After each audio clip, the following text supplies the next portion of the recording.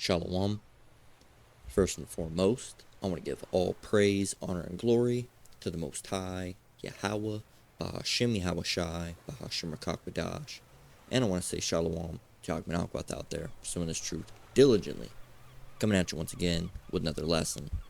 And I think this one's going to be at least two parts. I think. I don't have a title for this one yet, but it's coming from this guy. I don't even know if I should say his name. I'll do it anyway. It's on Instagram, and he goes by Tinfoil Goy. Alright? And what this guy does is he brings out a lot of information, specifically, mostly from what I see, about the 1948ers. This one here is about John D. Rockefeller, and you can go and look these things up. They're not things that are, some are a little bit, as they would say, conspiratorial, a little bit harder to back, a little bit harder to prove, because they're very shrouded with the information and how they give it to you on the internet. But those that are in the know are gonna know, and those that are in this truth, all right, and that have been in the truth for at least some amount of time. These are going to be certain concepts, of course, that we already know, we're already familiar with. We've already heard the apostles break them down, and lining them up with the scriptures. Certain other things. Again, this guy isn't a biblical teacher. He's just an individual. So I'm sure there are some things that he says that are wrong. Again, that's for other videos. From what I've seen in this video, most of it seems to be, well, not most of it, pretty much everything seems to be accurate. But this is dealing with John D. Rockefeller. I don't know what I'm going to title this lesson, but this one's really primarily centered around his quote that he said, I don't want a nation of thinkers, I want a nation of workers, which is something you really got to sit back and think what the connotation for that saying is. Now, let's go and look up the word connotation.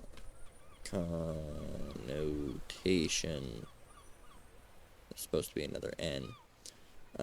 Connotation.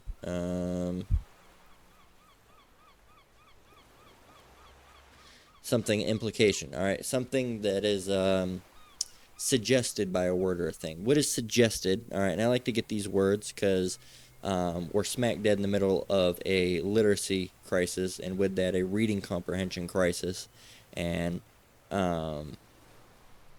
got to make sure that we're talking as much as we can about definitions, because one of the main reasons for that literacy crisis is it's manufactured, just as is most things in Babylon and throughout the world. They're manufactured, they're artificially created, and the reason is because they don't want you to be able to comprehend writing, because again, you don't need any of these things. That's actually going to be another quote by Frederick T. Gates, who was also he was an advisor for John D. Rockefeller. Okay, that you don't need all these scholars and writers, and you don't need intellectuals. You just need dumb people, because again, when you have these people that are philosophers and intellectuals and Stoics, I think he mentions. Did he mention Stoics? He might not have mentioned Stoics. He might have. When you have all these individuals, writers, they tend to be more intelligent, at least in some regards, and they're definitely at least proficient with reading and writing, and that's not what you want. All right, you want people that can go in there, get the coal, haul it out, right? Or work on the rigs and stuff to get your petrochemicals, so you can go and create medicines for your big pharma business and all these different things. It's once you know. All right, so we got to understand what was the connotation behind a quote. I don't want a nation of thinkers, I want a nation of workers. Did he really say that? Is that a lie? Is that false? Is that false witness? No, it says it's a famous quote. It's a famous quote. It's well known, widely attributed to industrialist John D. Rockefeller. It says, though historic records trace the exact wording closer to writings by his associates on the General Education Board, it reflects an era's focus on industrial efficiency. Well, there's other quotes for people around that General Education Board, which he was also the founder of the General Education Board. So how we have these education boards, all right, that decide what they want to teach your kids and what they don't. Well, children, let me not use their word, kids as in sacrificial goats, all right, that's why they use that word. No, they're children. They want to be able to, teach your children whatever they feel like they should learn. If they want them to be harder workers and not so good at thinking, that's what they're going to do. And that's why these younger children these days, even their older children, I mean, my, well, I won't use her, because, she should have learned more as it is. She was actually pulled out of school, but my little cousin, she can't read for shit. I know she doesn't have reading comprehension, but a lot of people don't have good reading comprehension. Just because you can read doesn't mean you can understand. A lot of people don't understand what they're reading, right? So anyway, here's this video. I'm going to play it in its entirety, so here you go. John D. Rockefeller, one of the richest men in the entire world from the oil industry, funded the General Education Board in 1903 with a famous quote of saying, "I don't want a nation of thinkers, I want a nation of workers." The General Education Board's main objective was to create schools that focused on obeying authority, following the rules, memorizing, not thinking, and breeding you to work 9-to-5 jobs for elite corporations. You repeat this until retirement. That's why schools emphasize memorization over critical thinking. Even the buildings look suspiciously like prisons. Rockefeller also funded big pharma and medical schools. And we'll get to that in a minute. But yeah, so he said, did he say that? Is that true? All right, let's go and get a scripture. Let's go and pull it up in the Bible Gateway. Because we can't just go around saying things that we can't, prove. 1 Thessalonians 5:21, prove all things, hold fast that which is good. So hold on to the things that are good, and you got to be able to prove all things. So did he really say that? Are we lying? Are we bearing false witness? Okay, because the scriptures say not to bear false witness. So is that what we're doing? No. The phrase, I don't want a nation of free thinkers, I want a nation of workers, is a famous quote widely attributed to industrialist John D. Rockefeller. Now they say that the historical records trace it closer to the writings of his associates, but regardless, they're still his associates. If it wasn't him, it was someone close to him, and he never publicly came out and criticized that and said, no, we want, well-educated individuals, that are going out here. No, he would never say that. As a matter of fact, it brings me to, I think I played it before,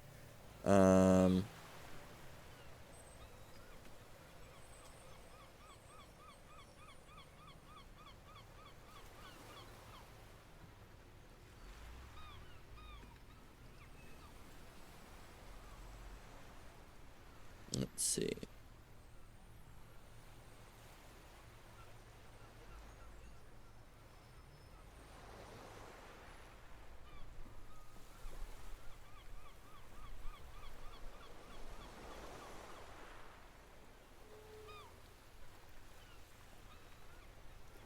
If not, I'll just go back and watch the short, but critical thinking. Here it is. Education and critical thinking.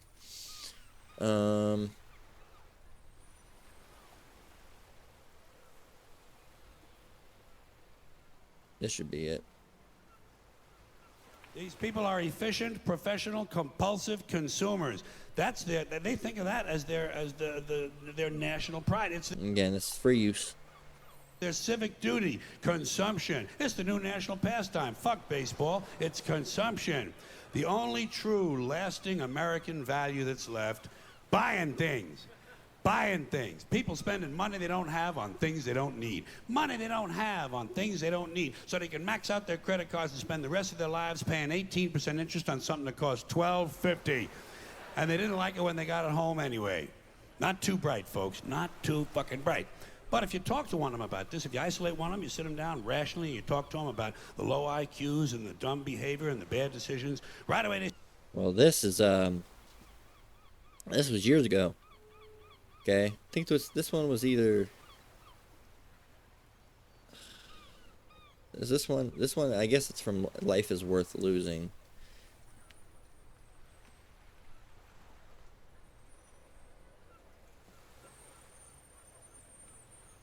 Was this late 90s or early 2000s? 2005. So, mid. They start talking about education. That's the big answer to everything. There you go. Education. They said we need more money for education. We need more books, more teachers, more classrooms, more schools. We need more testing for the kids. You say to them, well, you know, we've tried all of that, and the kids still can't pass the test. They say, oh, don't you worry about that. We're going to lower the passing grades. And that's what they do in a lot of these schools now. They lower the passing grades so more kids can pass. More kids pass, the school looks good, everybody's happy, the IQ of the country slips another 2 or 3 points, and pretty soon all you'll need to get into college is a fucking pencil. Got a pencil? Get the fuck in there, it's physics. Then everyone wonders why 17 other countries graduate more scientists than we do. Education. Politicians know that word. They use it on you. Politicians have traditionally hidden behind 3 things: the flag, the Bible, and children. No child left behind. No child left behind. Oh, really? Well, it wasn't long ago you were talking about giving kids a head start. Head start, left behind. Someone's losing fucking ground here. But there's a reason. There's a reason. There's a reason for this. There's a reason education sucks, and it's the same reason that will never, ever, ever be fixed. You hear what he said? He said there's a reason. It's the same reason that it will never, ever, ever be fixed. Again, this whole thing started out, and well, earlier than that, but in 1903, I think, 1902. Okay, the board was created in 1902. Now, before I let Carlin, you go ahead and continue to speak, I do want to read about this. So we can prove it. It says, who founded the Board of Education? It says the first Board of Education in the United States. The Massachusetts State Board of Education was established in 1837. Again, these were modern. If you're looking for the nationwide, these are just little tiny ones. Some places might have had their own, but I'm talking about around the board. Okay, no pun intended. Around the board, nationwide, right? It says 1902, the philanthropic General Education Board, was founded by John D. Rockefeller and Frederick T. Gates to fund schools nationwide. Okay, so this was done nationwide. Okay, it wasn't individual. It wasn't just a school, Boston, Massachusetts, which it seems, Massachusetts is the one that was on it. So, but nationwide, that was in 1902. Okay, with John D. Rockefeller and Frederick T. Gates. And a quote from Frederick T. Gates, right? It says, an AI overview got this, not trying to produce philosophers, scholars, scientists. Is that true? It says Frederick T. Gates, primary philanthropic advisor to, so he was an advisor to John D. Rockefeller. Again, prove all things. So that was proved. Yep, he was the advisor. That is correct. John D. Rockefeller and him created the board in 1902. That is correct. So those are fact. So it says he wrote this passage in his 1913 essay, The Country School of Tomorrow, outlining a practical vision for rural education that focused on local industrial and agricultural training rather than traditional academic elitism. That's what they're saying, right? They want to make sure you're focusing on agriculture and all those things. Well, they also want to make sure you're doing coal, and they want to make sure you're doing things that are related to the oil, because, again, that's their businesses, and they need workers for their businesses. They don't need intellectuals. Okay, they don't need scholars. Okay, they need workers, people that are going to work for them and not question anything, right? That's the other thing. You also want to make sure they're not really able to read that well, or if they can read, because you've already unfortunately had that go out, make sure they just don't understand it. Okay, that they're really not understanding what they're reading, right? That's another thing that they do. It says the origin of the text, it says, written by Frederick T. Gates as an administrative paper for the General Education Board in 1913. Excuse me. It says, we shall not try to make these people or any of their children into philosophers or men of learning, or of science. We are not to raise up among them authors, orators, poets, or men of letters. So they don't want men of learning. They don't want men of science. Okay. On top of that, they don't want any authors. Authors are very good at reading and writing. Orators, all right. Well, I think that would orator. That would be a good speaker, right? A public speaker, right? They don't want that. Poets or men of letters. Okay, what is men of letters? You know, they write. Anyway, you know, one who writes, you know, letters, probably in this capacity to outside individuals, outside of their little control ring. They don't like that. So, no philosophers, all right? No science. No writing, no authors, no reading, right? No public speakers. Another form of author, poet, all right, men of letter, another form of an author. You're just not necessarily making a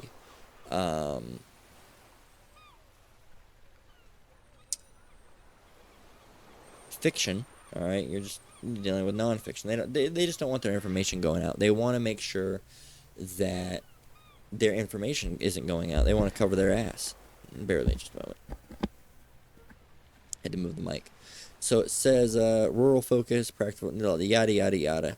All right. That says the text is frequently cited online and social media to claim that early industrialists explicitly plotted to deny working classes critical thinking, though historians view it as a patternistic plan for rural uplift. Sure, but that's only what historians are viewing it as. Okay, you can view it as anything.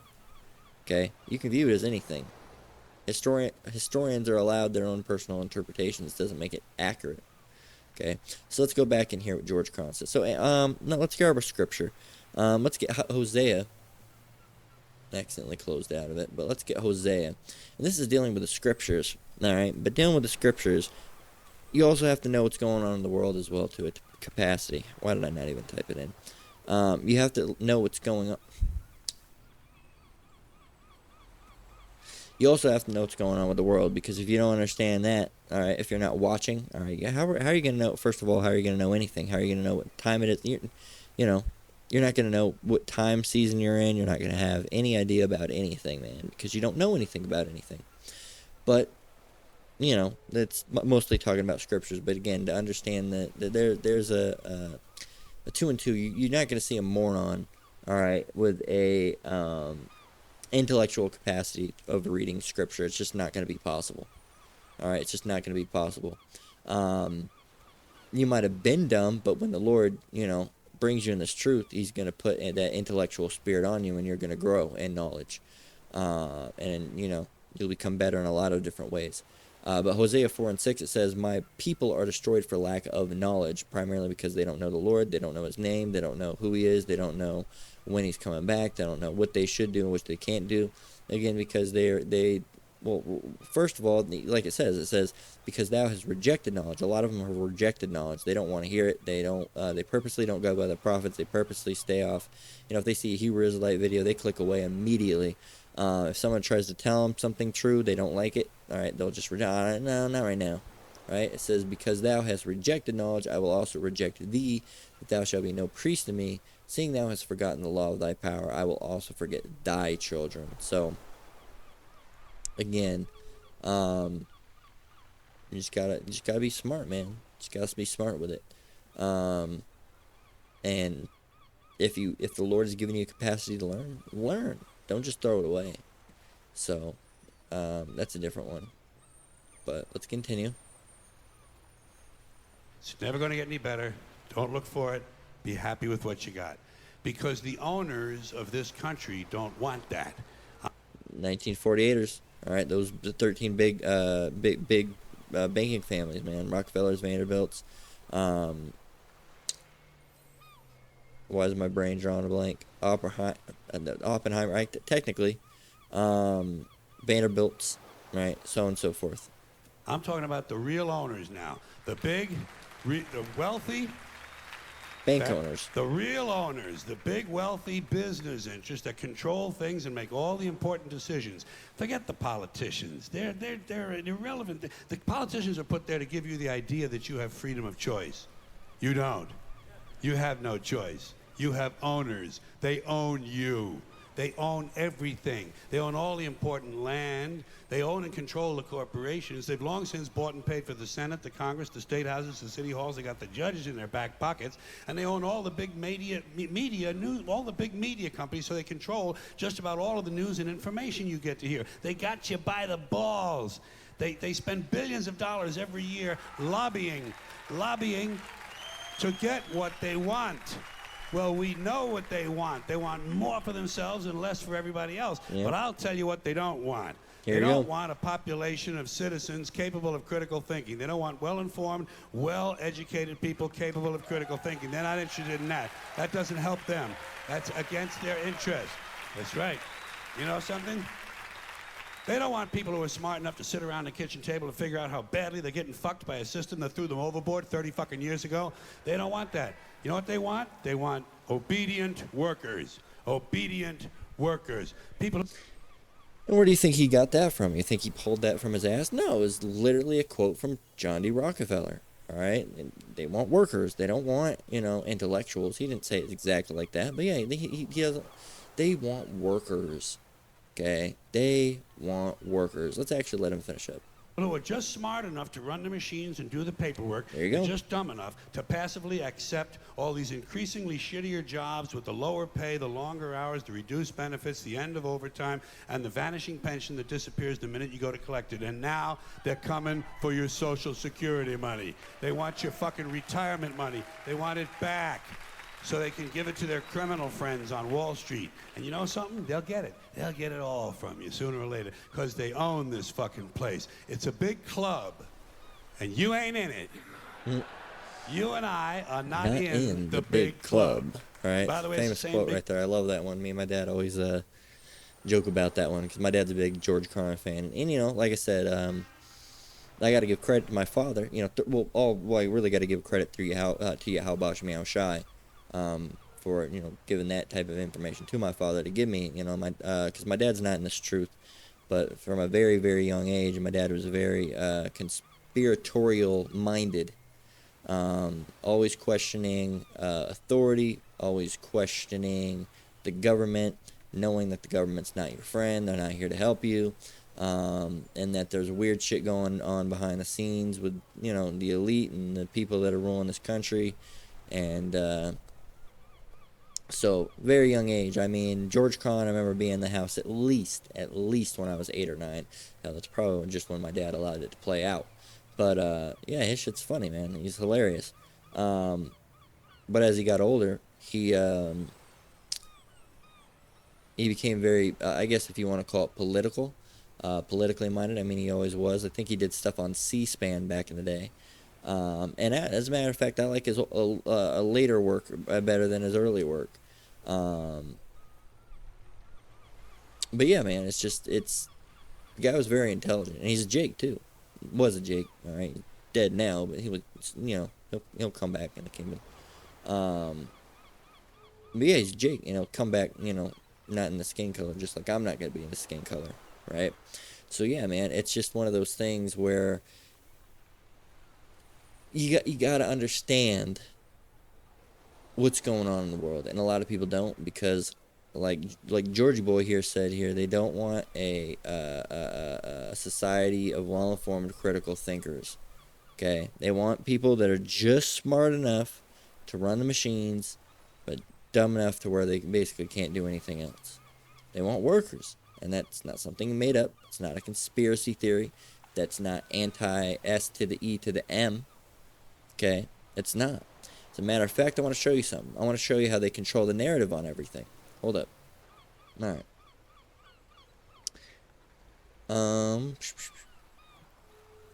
You know what? Real quick, we get it all the time. We do get it all the time. Mark that scripture out because we already got it. We get it all the time. But since we're here,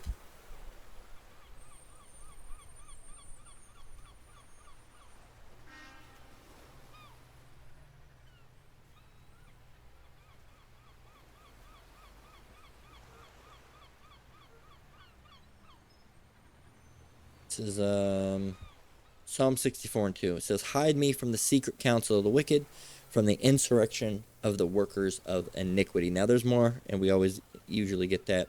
But being that we've gotten it time and time again, and most of us are familiar, and those that are new, they're probably not going to be watching something like this. Maybe they will, maybe they won't. If they won't, hey, you'll learn as in time and as we go. But secret counsel of the wicked, of course, we all know is referring to who? The 1948ers.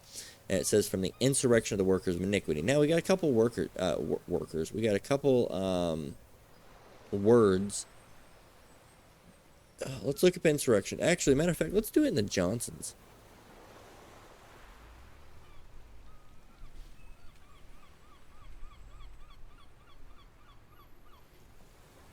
Insurrection. Oh,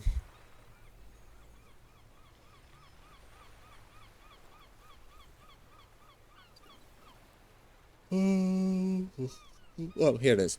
A seditious rising, rebellious commotion. Well, really, they're rebelling against the regular people of society. But it says a seditious rising. What is sedition?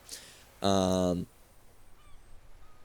against established government or authority. Really, this is the opposite. Okay, seditious rising. So they have turned against citizens. Okay, they have turned against the citizens. Okay, they have rebelled against the citizens. They're not for the people. Okay, we the people of the United States, bullshit. Okay, you the people. Okay, behind the scenes, we the elite. All right, of not just the United States, really the world. But they let you know what they want you to know, and they don't. And again, a lot of people like to go out in there and they say the age-old thing. Well, if this was really true, why would any of this information be on the internet? Won't they be covering it up? No, they don't have to. All right, they don't have to, because the vast majority of the population is so dumb that they'll never come to that conclusion. And even if you tried to tell them that and give them that, force that conclusion upon them and say, hey, look at this information, they're going to say, no, that's not true. All right, because you can't, again, to learn who rules over you, simply find out who you're not allowed to criticize. Okay, now this usually gets attributed to French philosopher Voltaire, but it's actually from Calvin Alfred Strom, who's American. You see it. You know what? Supremacist and a neo. You see it in a 1993 radio broadcasting essay. Well, hey, broken clock's right once or twice a day, depending on if it's digital analog clock. As I always like to say, because it doesn't make any sense. Well, it depends on if it's digital. If it's digital, it's only going to be right once a day. Okay? If it's analog, like an old clock, it'll be right twice a day, because it's just going to say 6. Okay? And it'll technically be right. But the modern ones, it'll say AM or PM, so it's not going to be the exact same thing now, is it? So, regardless, all right, of who the guy is, all right, broken clock parable, it's going to be right every once in a while. And this guy was right. I mean, he might not have been right in necessarily all of his beliefs, but what he said was true. To learn who rolls over you, simply find out who you're not allowed to criticize. And it's an excellent thing, because that's really a situation, that's really a tool you can use in pretty much any type of thing. Okay, to find who rules over you, simply find out who you're not allowed to criticize. All right, who's the boss? Well, who can you not make jokes at? All right, on the job site, right? Who can fire your ass? Well, the boss. Okay, so that's how you know who's who. And but yeah, anyway, who are these guys? If we're going off of who's, well, who rules over us? Well, who can't we criticize? Put two and two together. I can't say it. All right, but they do like a very peculiar hat. Let's finish this up. Big club they used to beat you over the head with all day long, when they tell you what to believe. All day long, beating you over the head in their media, telling you what to believe, what to think, and what to buy. The table is tilted, folks. The game is rigged. And nobody seems to notice. Nobody seems to care. Good, honest, hard-working people. White collar, blue collar, doesn't matter what color shirt you have on. Good, honest, hard-working people continue. These are people of modest means. Continue to elect these rich cocksuckers who don't give a fuck about them. They don't. But they do care about them, right? They do care. They care. What? Why would they have anything against the American citizen? Don't give a fuck about you. They don't give a fuck about you. They don't. Another George Carlin quote that I'll quote off of that. Think about how dumb the average person is, and then realize half of them are dumber than that. These people are dumb. They're very dumb.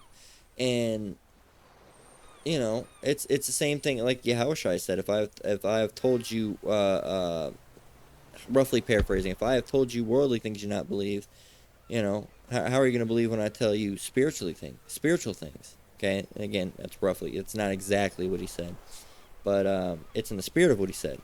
Okay, that's what he was. You know, it has the same meaning. It's just not the same wordage. You know, so these people, they don't understand worldly concepts. They can't they can't be spiritual. They can't get this truth. One, because the Lord's not, you know, either reaches out to them or not. And if you don't, there's no way you can get it regardless. Even if somebody tries to spoon feed you, you won't be able to get this truth. But think about how dumb the average person is, and realize half of them are dumber than that. And these are people that are walking around behaving as pseudo-intellectuals. And they're not. They're not really smart, but they act like they're smart because they, you know, went to college or something like that. They think they're some type of fucking mastermind that's genius, and that's just not the case. But these people are dumb, very dumb, and they don't know anything about what's going on at all. Care about you at all, at all, at all. They care things like the CIA, like MK Ultra, and amongst other now declassified documents, plans, what are, you know, I guess plans would be the best thing. Yeah, plans for control. Anyway, I lost my train of thought. Where was I going with it? It's like I kind of got sidetracked in my mind when I was talking, because I was elsewhere.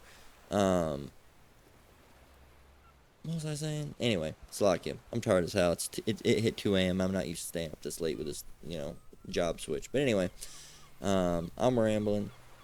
Let's finish it up. You know? And nobody seems to notice. Nobody seems to care. That's what the owners count on. The fact that Americans will probably remain willfully ignorant of the big red, white, and blue dictator. Willfully. Okay. As a matter of fact, earlier at the job, what did I say? I said, it might have been yesterday. It's something like that. I don't want to say necessarily what the items were, because then, you know, it'll be able to pinpoint where I'm at. But there's a couple hot items, all right, and a couple of those hot items showed up in the news, all right, for recalls, or not necessarily a recall for those items, but other things that are like those items. And I said a lady was going to buy, you know, one of those items that was, you know, basically, how can I explain it? There's real ones and fake ones of this item, okay? And some of the reproduction or knockoffs were actually basically recalled. They were dangerous. And I was asking her, I was like, oh, yeah, you know, well, you know, we got these ones, and these are, you know, not like the other ones, because if you watch the news, you know, the other ones were, you know, hurting people. And she said, oh, I don't watch the news. You know, and in like full confidence, oh, I don't watch the news. Shit, all right. I mean, okay. There's a lot of people that don't. Oh, I don't do politics. I don't watch the news. Oh, I don't talk religion. So what do you do then? You know, sit around just wasting time, wasting space, taking up fucking air, doing nothing. You don't even know what's going on. You have no idea what's going on. Yeah, and we know that the news. Like, you had to move the mic. We know that the news isn't 100% accurate. I mean, who controls it? But at the end of the day, what did he say? He said, seems to care. That's what the owners. Man. Right here. That's what the owners seem to count on. That nobody seems to care. Even if they did say something, nobody's going to care. Right? You see the whole thing with Biden, Nord Stream pipeline. Now there's no Nord Stream pipeline. They didn't attribute it to him. Okay. Bill Gates talking about population control. They didn't, you know, attribute that to him. The Israeli citizens that were dancing outside, you know, only several miles away.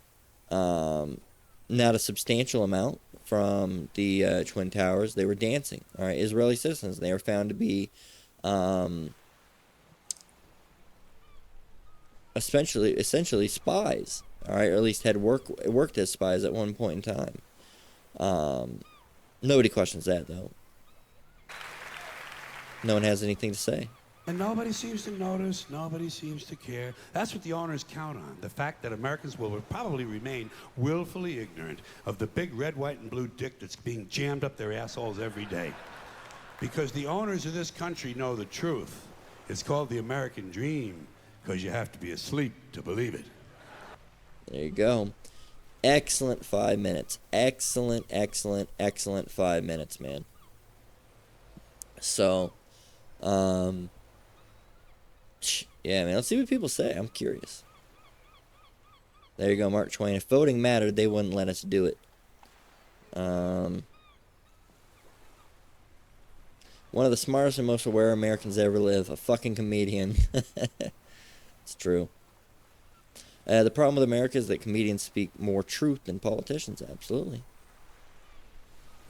My dad. This guy's quoting his father. This guy's father is smart in some things. It says education and intelligence don't necessarily go hand in hand. It's true. Right? It is true. So let's get getting some other scriptures and closing out. Like I said, I caught myself damn near falling asleep just a little bit earlier. I was rambling. I don't even remember what I said. Got sidetracked doing something, and I don't even remember what I said. So, slack you. I'm going to have to roll back and see what I even said. I was rambling and lost my train of thought. So, let's get... What do I want to get?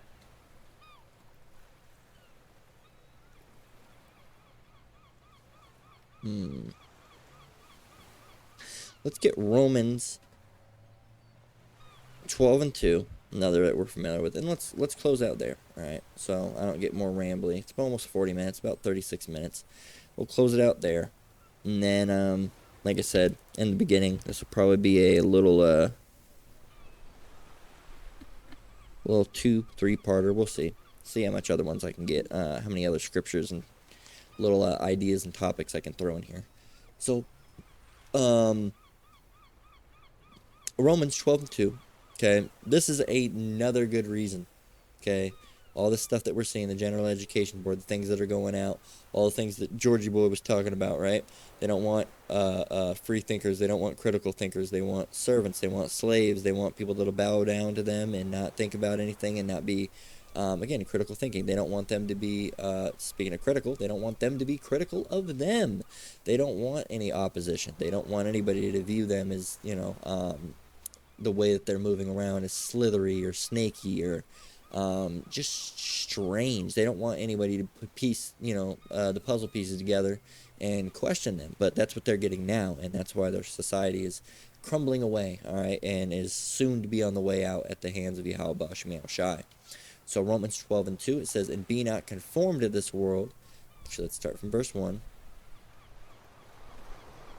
It says, I beseech you, therefore, brethren, by the mercies of Yahweh, that you present your bodies a living sacrifice, holy, which means separate, different, okay, separate, set apart. It's acceptable unto Yahweh, which is your reasonable service. It's reasonable. It's not asking too much. And be not conformed to this world. And this is all we're seeing right now in this lesson so far. It's a great reason to, another good reason to not be conformed to this world. Because the people that are conformed to this world and, of the world are, people pleasers. They're all sheep. All right, led like a moth to a flame, like a sheep to the slaughter. And you can't tell these people anything. They'll just look at you like you're fucking nuts, man. They're looking, oh, what do you mean? What do you mean they're doing those things? You could quote actual things that were released in the Epstein files, and these people look at you like you're a fucking nut job. And really, that was a whole CIA psyop with the whole idea of what a conspiracy theory is, because they started poisoning the well. They started putting fake ones out there. So people would, things like flat Earth. So when people hear these, they say, oh, these motherfuckers, they're fucking nuts. They're crazy. That's what they want, because then, everybody's going to be critical of quote-unquote conspiracies or conspiracy theories. Really, there's conspiracies, all right? They're a theory until they're proved. And a lot of these are getting proved. Remember that all this little Hollywood kitty diddling was all just a wacko conspiracy theory for numbers of years, until it found out that maybe it wasn't so wacko after all. Maybe this is actually happening. And then once they found it out that it was happening, the Epstein files happened, and they came out, and what? Nobody cares anymore. Nobody cares anymore. They went right back to doing, whatever it was that they were doing. Nobody cares. There's no outrage. Nobody marched up to anywhere and demanded that people that were in those lists be thrown out of the government and out of politicians. Nobody did that. You had a couple people, a couple thousand people on the internet complaining, but other than that, nothing's getting done. Nobody really truly cares. Okay, there's also implications in there if you look into it that how do I want to say it? The current guy, we're doing great, big things. Him, that he was complicit in the murder of an infant. All right, so. But is anything going to get done from it as far as the justice of this world? Hell no. Nope. The Lord can do something, but there's no justice in Babylon. Okay? So the Lord is the ultimate justice. He brings the justice. Okay? Because Esau's not going to bring it, because they don't judge right. So that's another good reason why not to be conformed to this place. Another good reason why you should be maintaining a level of intelligence, because these demons, man, these devils, they're just gonna lie to you. They're not gonna tell you the truth. They're not gonna tell you what their sinister motives behind the scene are. It'd be stupid, right? It'd be stupid. Anyway, I thought this was hilarious. I said, "What is this?" I drew this, right, just to fuck around and see something. And I said, "What is this?" It says, I'll describe it plainly. It relies on anti-Shem caricature. I said, "So they don't look like that?" It says, "No, that's not what Ish people look like." I said, "Okay." I said, "What's this then?" And that's actually who I drew the image after. Right? And it has some design on top. I just put the Star of David on there. It says, "This looks like a screenshot of several young men outdoors shouting into a camera. It still appears to be some. It appears to be some still from a viral news clip." I said, "That's the guy from the drawing." He says, "I can't verify or confirm identities between items like that." And I said, "But it is accurate." It says, "Oh, Slocky." It says, "More importantly, even if this was real, it wouldn't make drawing okay or accurate. Caricatures like the one you shared aren't a look that any individual, however they appear, validates.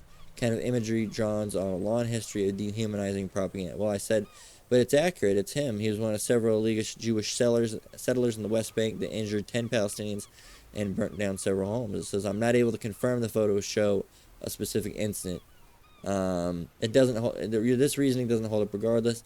If a specific person committed a specific crime, it isn't accurate to accept or acceptable to draw them as a stand-in for Jewish people broadly, using anti-Shem character tropes. Hook nose, wild hair, exaggerated oy vey." And I said, "So it's anti-Shem to draw it as it is?" It says, "Yes."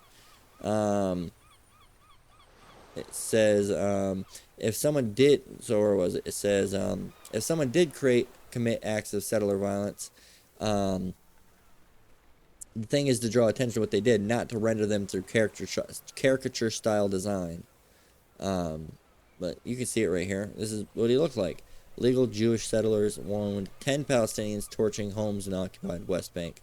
So yeah, they were injuring people and they burned homes. So it says, doesn't change what I said about the drawing, even granting this is a real news source. The drawing you showed me wasn't a likeness of that specific man's face. I said, he has wild hair. He does have payots. Look at the photos. It says, you're right. He does have curly hair, wild hair, and payots in the photos. And then it continues to do so. Oh, well, your drawing is, where was it? Hook nose and grotesque hook nose and screaming mouth, oy vey. It reads as, this is what Jews look like or sound like. I said, but he is screaming in the photos.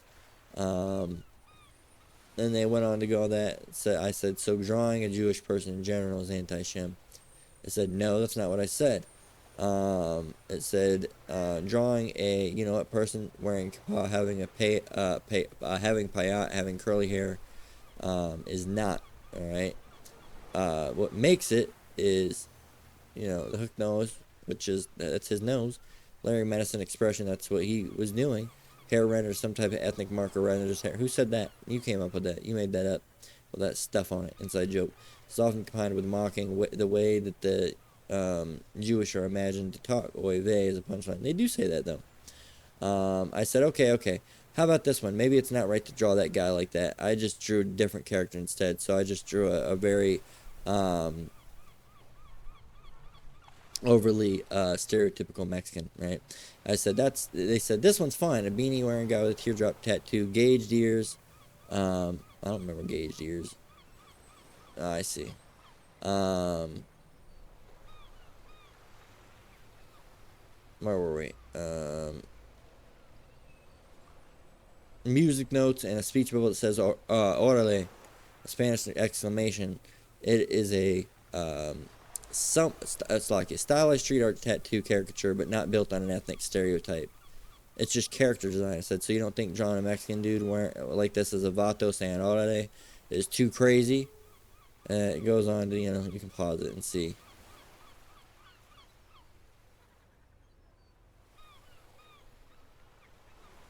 But anyway, I just wanted to show that because when else would I show that? But yeah, it's just funny that I can draw a stereotypical Mexican hell, but you can't draw a Jewish looking person that was I actually had the news articles to back it up because it's just bad. So, well, what can you do? All right, well, be mindful of it and study, and thank you, how about Shemiao Shai, every single day that we actually have this knowledge and this truth, this understanding, because a lot of people out here just fucking blind as a bat, not knowing what the hell is going on. So that's where we're going to close out. All right, I'm already getting a little rambly. Like I said, I already had an incident where I damn near fell asleep halfway through in this lesson. I completely lost track. I was staring at something, don't remember what happened. Hell, like I said, I have to play it back to see what I was saying. But anyway, that's where we're going to close out. Lord, what was edifying. Lord willing, I'll try to come back tomorrow and finish this lesson. Well, I don't know how many parts it's going to be, but do a part 2 at least. But until then, again, all praise, honor, and glory to the Most High, Yahweh, Ba'ashem Yahweh Shai, Ba'ashem Rakakbadash. Shalom to you brothers and sisters out there. Keep enduring, keep the faith. We're almost out of here. Until next one, Lord willing. Shalom.